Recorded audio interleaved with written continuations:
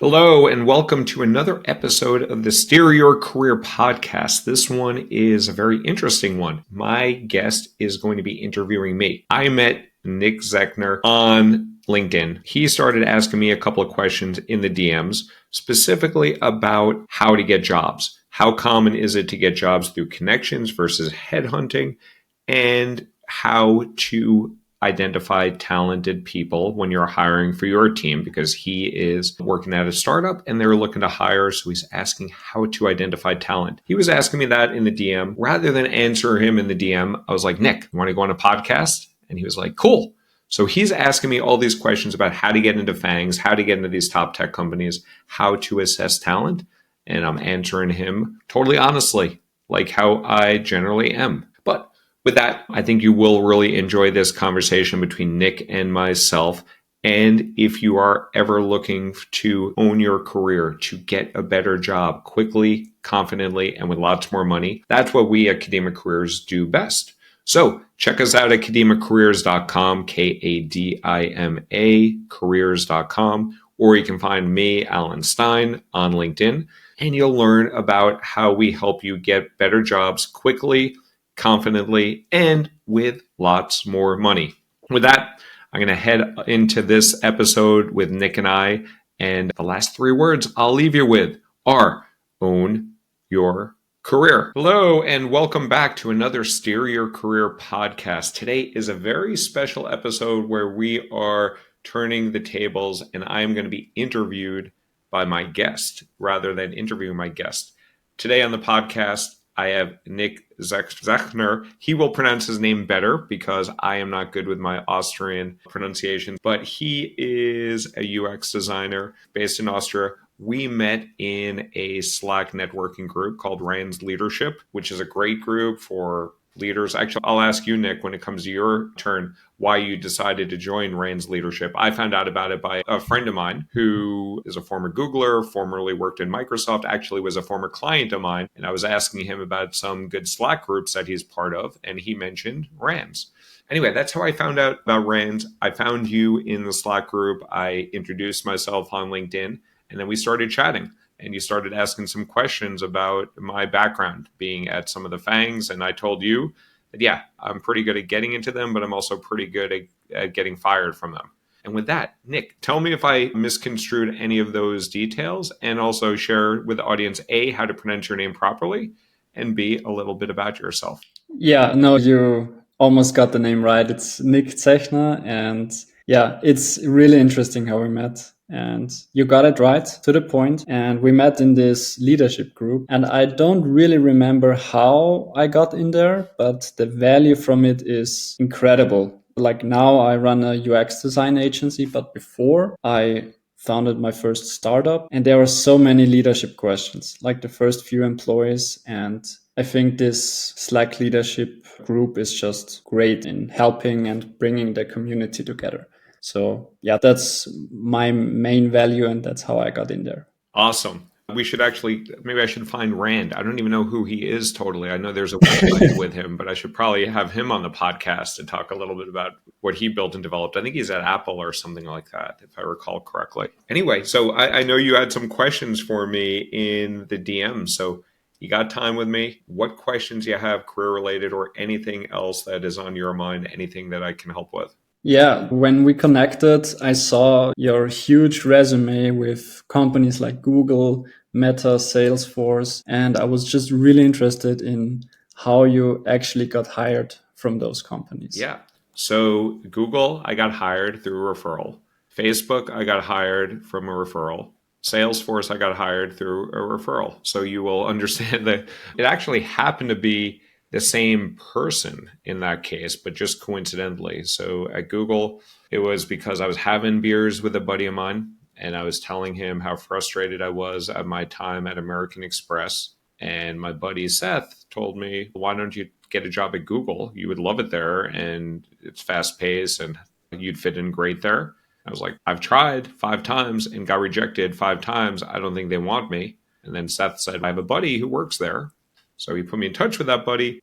That buddy, Ben, liked me, appreciated me, and was very helpful. Like, he put in a kind word. And the day after, I started meeting with a recruiter over the telephone.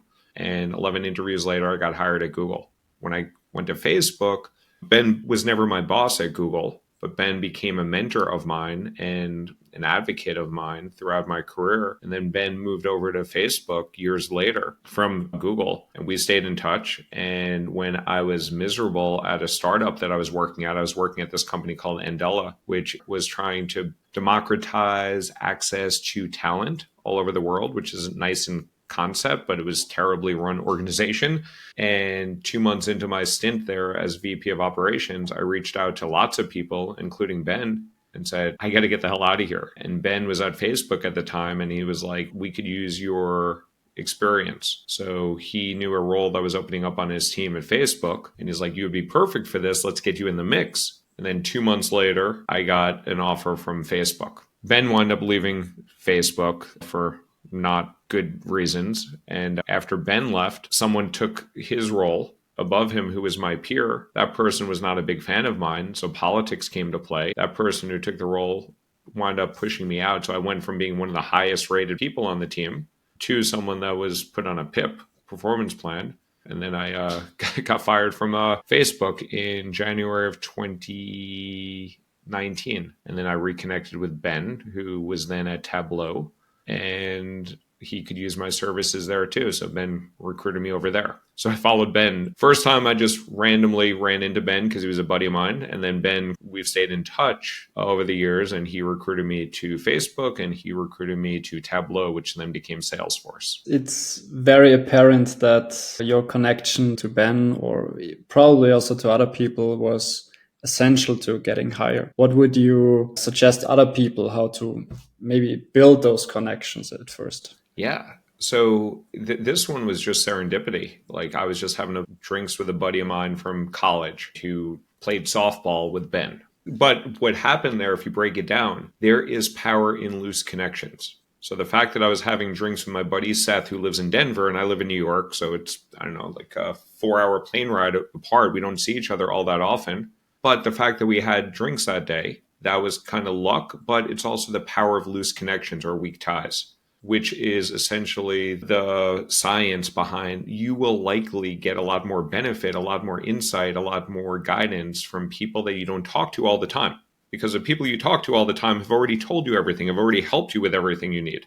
But the people that you see once a quarter, once a year, once a decade, there's probably a lot more information that they can help you with. So it's not just for selfish reasons, but there's benefit of that. An important thing is not to rule yourself out. So I could have told myself when Seth said to me, oh, do you want to work at Google? I could have said, they rejected me 5 times. I'm not Google worthy. Forget it.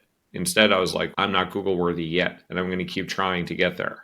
So I kept putting my hat in the ring, and I got there. I've been rejected 21 times from Amazon before I finally got an offer from them in 2022. I didn't take that offer. So it's also perseverance and grit. I'm not taking credit for this, but I'm saying this is what leads to getting jobs. It is those loose connections, building relationships, having a positive mindset, thinking more about the gain that you've done so far rather than the gap of what you don't have. I'm reading a book from some guy, Dan Sullivan, now, who's talking about the gap versus the gain and really the importance of how you frame things. And then a lot of preparation. So once I got those interviews, it's not like those jobs were handed to me on a silver platter. I figured out how to prepare for the interviews. And if anything, I over prepared for the interviews. But when the interviews came, I was ready. How exactly did you prepare for those interviews? For the Google interviews, I remember I had not met Ben then. All we did were like phone friends at that time, but he was just a good guy. I had multiple calls with him during my interview process to learn about the online ad industry and to learn about DoubleClick and DoubleClick's acquisition by Google. I did a lot of research online as well. I read the 10K, not the whole 10K, but like the SEC documents, but I did read big parts of it. Turns out none of that was needed. But I wanted to make sure that I was ramped up on that and understood how they make money, even though it's pretty obvious how Google makes money. I just wanted to prepare. I didn't want to blow my shot. So I prepared a lot there. So Ben was a big supporter, but he did send me down one dead end. So he told me that the hiring manager that was interviewing me at Google was an ex-Columbia Business School alum, where I went to school too. and also an ex McKinsey alum. McKinsey, the big consulting company that has a very difficult interview process using case based interviews. So Ben told me you should prepare for case-based interviews like McKinsey does. I was like, shit, I've never done that before. I Googled how to prepare for it, and I found this book, Case in Point, which is a great book about how to prepare for case-based interviews. I read the book over the weekend and I prepared how to answer questions for case-based interviews. And then I had the interview with Anand, and he didn't ask me a case. It was not a McKinsey-like interview. It was like a regular Google interview. I was prepared for other stuff too, but I just prepared a lot. And for the most of the interview, I did quite well. There was one interview that was probably like a stress interview or something. One of the interviewers just like to fuck with people. And I don't know if he was like trying to fuck with me, but he was really just hammering hard on me coming up with an opinion and then defending the opinion. That I was not prepared for, but I did the best I could. And I passed Joe's interview, I guess. I passed 11 rounds of interviews at Google. This putting pressure on, I've heard a lot of that already. Also in Europe, that's quite common. It's, are you able to withstand pressure? Are you a culture fit? So those things are really interesting for an interviewer. It's actually not common. So I've probably interviewed about 2,000 times in my career. And that time was one like where I totally remember sweating from that. I was like really happy when I was interviewing there that I was over video chat because I thought I was probably reeking also. I have not had those. That's very rare. And I don't see that occurring. The interview questions are typically behavioral based interview questions.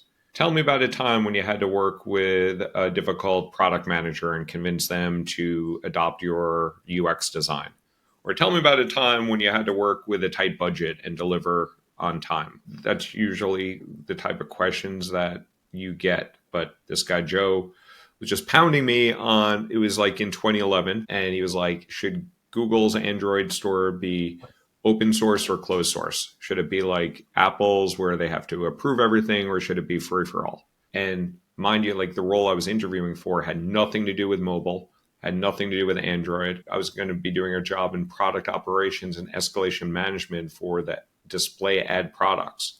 But he was just asking a question like that, and I was not prepared for that. I think I like had a stance. Do you want it open or closed garden?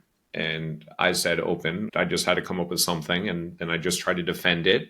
But then he kept pounding at me, and I didn't have a really strong sense on which way to go. But he was just trying to see how I could stand up to that level of pressure. And I thought I might have blown it there, but I didn't, because I got it. Like the interviews went on, and I've spoken to Joe since, and he didn't even remember the interview. That's just what he does. Okay, interesting. I just heard it quite often with some startups in Germany, especially. Maybe that's different. People can interview any way that they want. I've gotten interviews before of all sort of wacky questions, and people can choose whatever sort of interview question that they want to ask, and there's no quality control. So what I teach is just to prepare for what's expected, but you need to be comfortable with if something unexpected comes along, how to best navigate that. And you mentioned you also did some interviews yourself. What exactly were you looking for in candidates when hiring? Yeah. So I've probably interviewed as many people as I've been interviewed. So I've probably done about like 2,000 on both sides. When I was at Google, I probably interviewed about 500 to 1,000 people during my tenure there, including 225 people in 1 year. I had the second most number of interviews of anyone across the whole company that year, only exceeded by the physical security team, like the physical security guards. At Google, I would focus on general cognitive ability because that's something that's important for me and for people to be smart and sharp. And that's also one of the key attributes of Google. Google has 4 attributes that they look at on the interview: GCA, general cognitive ability; RRK, role-related knowledge; leadership; and then a bullshit one, googliness, which is unclear what that is. But let's not even go there right now. But I would look for signs of passion, signs of interest, signs of curiosity, signs of being able to break down a problem, think about the right critical factors. I often ask questions of how do you measure success? I think it's a very easy question to answer, like on anything. If you were to ask me, how do you measure success of this podcast? I would say maybe downloads, or maybe positive ratings that we get for it, or enjoyment. So maybe we'd figure out how we can measure our personal enjoyment for it and get some measurement for it. But there's always a way to measure.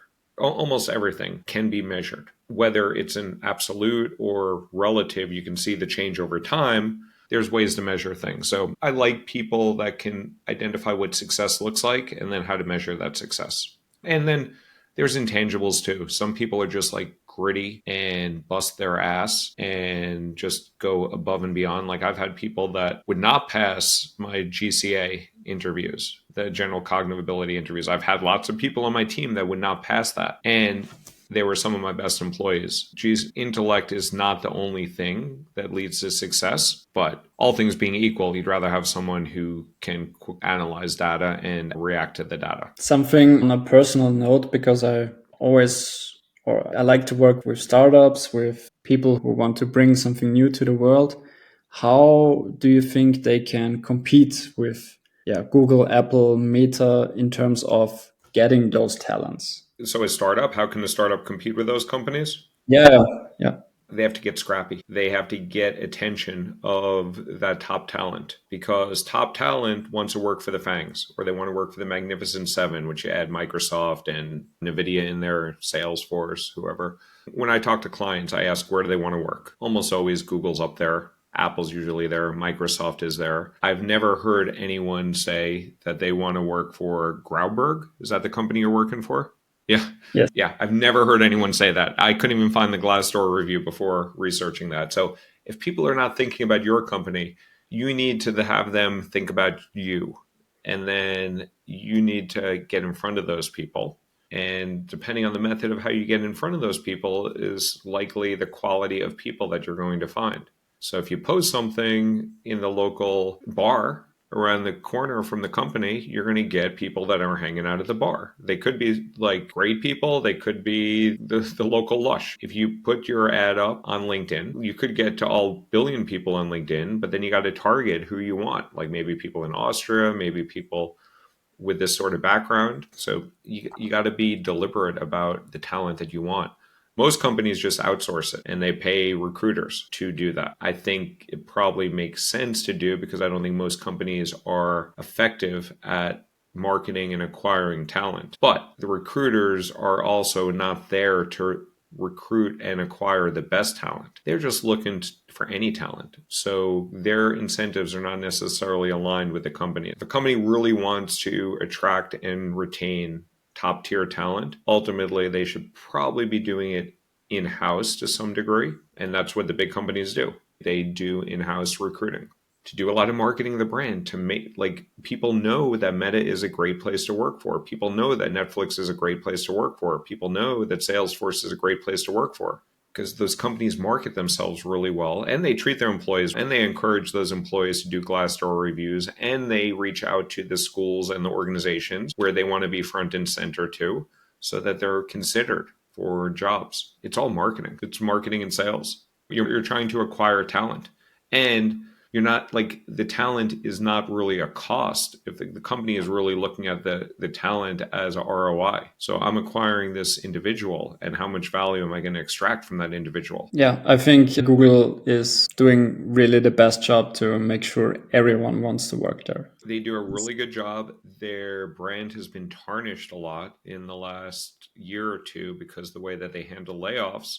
But it's still arguably like when people ask me what the best company to work for is, I'd probably still say Google. Maybe I would say Microsoft, except God, I would hate to use Outlook and SharePoint. Oh God. But Satya, I appreciate a lot more in terms of as a CEO and what he's doing there. Nothing against Sundar, but I think Satya, I've been impressed with what he's done at Microsoft as an outsider. How close do you actually get to those CEOs in your leadership roles in the past? I think I was like 5 or 6 degrees separated from Zuck and Larry Page and Benioff, all about the same. I was in meetings with Adam Selipsky, who was the CEO of Tableau, and then he went over to AWS. I was in several meetings with him.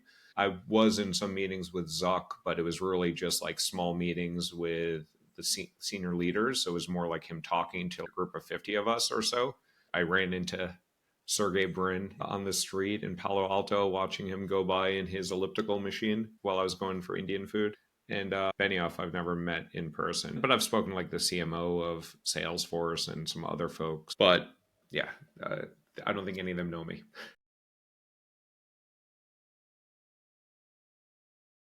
I'm also quite interested in, you said hiring, and I immediately think about building a team. And it's not just about picking out individuals that are good, you also have to make sure they work well together. And I would be really interested in how you structured those teams, how to build them, how you made sure that they actually work together. Yeah, and this is something I don't really talk much about in my content. I will at some point, but I take a lot of passion and pride in people leadership. So when I started at Google, I was actually one of the worst managers. And I know that because they do ratings on you. And I was in the bottom 25th percentile of managers, and they actually had to intervene with me at my time at Google with HR. They call it NMI, new manager integration, but it was basically like they had some serious concerns about my leadership capabilities. And I continued to improve it quarter over quarter and 6 month period over 6 month period because Google would rate you. I really cared a lot about those ratings. It turned out leadership really doesn't care. It took me a while to realize that leadership doesn't care about how good managers are, but I personally cared. So I looked at that data and looked to improve. And the number one factor that I found, and I only found it out because Google did a lot of research on this, of what leads to good team dynamics and good team outcomes. There's one factor that is more important than anything, and it's psychological safety. So if you build a team that is psychologically safe, which essentially is people are not fearful of making mistakes and people are comfortable speaking up and people don't feel as if their bad idea is going to get punished, you will get a lot better communication, collaboration, and results. So I read the research that Google did and I was like, this should make sense. So I really tried to work on that all ever since I learned about that. And there's other things that you can do about not micromanaging and giving a clear vision for your team. Google actually breaks it out what the 10 attributes are that make a strong manager. You can just look at Project Aristotle and look at Google. Like there's 10, there used to be 8 attributes, then they added 2 more attributes later on. One of them was decision making, which I think is really critical because I find a lot of leaders not being decisive. And it doesn't mean that you can't change your mind, but you need to decide and you need to move forward. And I find a lot of people not doing that.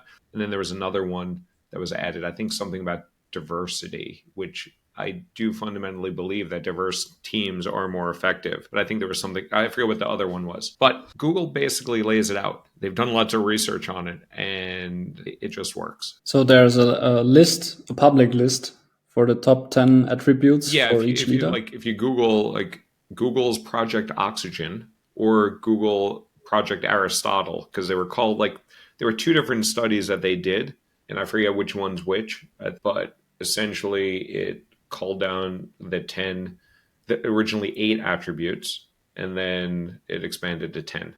When you said that people fear of speaking up or fear of making mistakes, how do you think this happens? And what did you do to change that? Yeah. So people are afraid to give feedback. Like even in my company now, like I'm the CEO. I ask the question in a certain way, I'm not going to get the response that I'm actually seeking. And I'm not seeking people to agree with me. Actually, quite the contrary, I'm seeking when people are not agreeing with me. So if I ask people in the room, how's everyone feeling today? Everyone's going to be like, oh, great. But if you go around one by one individually, ask them anonymously, how do you feel today? You'll get a different response. There's also things you can do when you're asking for opinions of if I come up with a new idea to say, hey, we're going to start focusing on getting people jobs in Ghana because like we help accelerate careers. And if I tell the team, everybody on board with that, everyone's going to say yes. If I say instead, what concerns you have about that? You're going to get some concerns, especially if you have built that psychological safety. So you can ask open-ended questions. And you also need to be careful of encouraging the responsiveness and not criticizing stupid question or say there's no such thing as stupid questions. There are some stupid questions. So when you hear a stupid question, you don't discount it, but you thank people for the question. You don't have to say that's a good question, but you can say thanks for your question. And if you're not going to address it, give some feedback of why you're not going to address it or why it's not relevant or something like that. But there's lots of things you can do. Amy Edmondson, who's a psychologist from Harvard Business School, writes a lot about that, about fearless organizations. So she's much more of an expert than I am, but there are a battery of surveys that you can do to ask people how you're doing against some of these dimensions. And there's ways to like have an open suggestion box, let people like give suggestions, either anonymously or ideally, if you're actually doing it with psychological safety, people should feel comfortable putting their name down there because there's no repercussion from it. And the feedback is appreciated, but there is a natural inclination for people to feel hierarchy. So people on my team will not tell me how they're really feeling, even though like I look at their face before a big event we have and they're stressed and they're like, oh my God, I had to work through the weekend. And I ask them, how's everyone doing? They say, great. No, you can't be great. You shouldn't have worked over the weekend. Does that make you feel great? So it's important to understand that people are not always going to share how they really feel. And it's important for a person as a leader to create the environment to enable the right sort of communication and trust and collaboration. If you have trust within the organization, you can just move so much further ahead rather than always facing the friction of, oh, what's Nick thinking? He asked me that question, but is he really trying to get a job here? Or does he really care about the answer or whatever? Yeah, it's about building that trust, building and maintaining trust. Yeah, I think also struggling with not building this trust, but getting candid answers or asking the right questions. You would think as a UX designer, I know how to ask the right questions, but yeah, even with a few employees, it's not always the Yeah, easiest. it amazes me all the time. I'm, I think we have a psychologically safe environment here, academic careers, but like where people feel open and honest, and if someone needs to take a sick day, they take a sick day. We don't really count it or anything like that. If someone needs to take off for something, totally cool. There was a woman on my team who was pregnant, and I had no idea. If you were pregnant now, I would have no idea you were pregnant. You're a guy, so that would probably be hard to do. But I never saw below her shoulders. And I went away on vacation in like mid-December and I come back in early January and I come back and I look behind Alyssa and there's a baby back there, like on her bed in a bassinet. I was like, whose baby is that? She's like, mine. It's like, when did you have a baby? While you were on vacation. I was like, you were pregnant for all this time and I had no idea? She's like, yeah, I didn't want to tell you. I didn't want it to jeopardize my job. And I was like, A, it would not have jeopardized it. I would have like been more supportive. But B, like that's on me that I'm creating a situation where she didn't feel like this was very early on. Like she has since become pregnant again. And she did tell me when she was pregnant again. And not that she owes that to me, but the fact that she hid that from me because she was fearful of me using that against her, which, by the way, is illegal. Not to say that people don't do that, but she hid that away from me because she was fearful if I had that information, I would have been like, okay, let's get rid of Alyssa and find someone else. Even though I try to work on this stuff, there is a natural inclination for people not to trust people above them. Or I don't know if it's natural or protect. I don't know why it exists, but I've seen it time after time, usually for right reason. Usually it's probably for good cause because if you share too much with your boss and you tell your boss, oh, I'm looking for a better job, that could be good or bad. I've had conversations with bosses telling them that, hey, I'm not getting paid well here. I would love to get paid well here, but if not, I'm going to be looking externally. But some bosses, I don't feel comfortable saying that. And I'm just like, I'm out of here. Yeah, I get it. It has nothing to do with you. It could also be previous experiences that they had with their boss, and then that's just how it is. Yeah. But I'm also, now that you got me talking about Kadima, I'm really interested in how you or why you actually started Kadima careers. Good question. During the pandemic, we were all at home and I was dealing with some other frustrating bullshit at Salesforce with politics, and I don't do well with politics. And I saw some warning signs that this could lead to a termination at some point, or my wife saw those signs, and she's pretty good because I got fired 4 times before Salesforce, so she saw the signals better than I did. I started thinking about, okay, what am I going to do different? And I did lots of thinking. I was 47 years old. Maybe it's a midlife crisis, and starting to think about what I'm going to do for the rest of my career. And there's this term, ikigai, which I don't know, I heard about it on Tim Ferriss's podcast, or I don't know, somewhere, where it's essentially what you're like, if you identify what you're good at, what you enjoy doing, what the world needs, and what people will pay for. If you can find that, that is like your ikigai, or your reason for living. And what I happen to be really good at is getting jobs and helping other people get jobs. I've done it a lot throughout my career, and people will pay for it. It's not the traditional model. The traditional model are recruiters get paid, like headhunters get paid, and candidates don't pay. But if we're delivering real value to candidates, and we are delivering real value to candidates, getting them jobs quicker, with more confidence, and with more money, and we track it all, and it's demonstrable impact in all three of those dimensions. It's faster, more confidently, lots more money. People will pay for that. So I started it as a one-on-one coaching process as a side hustle while I was at Salesforce. Then it became more viable, and Salesforce became more toxic. Not the company, but the team, and specifically one SVP that I was reporting into. And it hit an inflection point, and I started Kadima in July of 2020. And I was at Salesforce until September of 2021. And I left Salesforce and I went all in on Kadima then. And even while I was in Kadima, I had the opportunity to take a job at Amazon for at least $425,000. And I turned that down to stay with Kadima. So I made the conscious choice even a year later that I'm sticking here with Kadima. And I haven't looked back to the corporate world. I've continued to iterate what Kadima is and what we're building here, but I don't want to work in the corporate world because I'll just get fired again. And I can build what I wanted in the corporate world. So I'm going to build up to the money that I want. I'm going to build up to the work-life balance that I want. I'm going to build to the people that I want to work with and the culture that I want to create. And I don't have to deal with any bullshit in politics and hypocrisy, at least not in the corporate world. Like in the politic world of my city council and the US government and all that crap, I can't control that. But my boss, those are all my clients now. I guess you build so much knowledge about this topic that it's almost illegal to not share it to others. I don't know if it's illegal, but you could say it's a shame. The more frustrating thing is this is not rocket science what we do. All I'm doing is taking best practices of human psychology and how hiring works and helping people get jobs. The frustrating part is we're trying to give it away. We share it with people, and people are still doing stupid stuff. Even our paying us good money, and we're telling them exactly what to do. And we're telling them why to do it and why it works like that. And they're like, oh, it's different in Canada, or it's different in customer success, or it's different with healthcare. It's the same shit. Everybody thinks it's different. There are some subtle differences in a few things, and we do tell them about those subtle differences in a few different areas or a few different sort of career paths.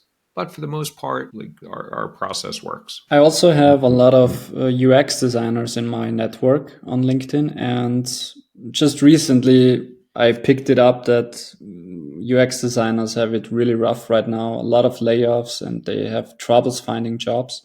Do you have any advice for them? Yeah, and UX design, like almost every thought leadership, thought worker sort of role, is getting dramatically impacted by AI. Because what's happening is instead of having 12 UX designers managed by like a leader, you just need like one leader who can effectively create the right prompts to get the UX design the way that she or he wants. I don't know all the intricacies of UX, but that's essentially what's going to. A UX designer is trying to create the user experience to optimize for clicks or email capture or engagement or some outcome that's measurable, right? Yeah. So that is something that AI can do better, or not necessarily better, but faster, and come up with 12 different versions. And then a human can look at that and say, okay, let's test these and let's see which one's better. Like software engineering also.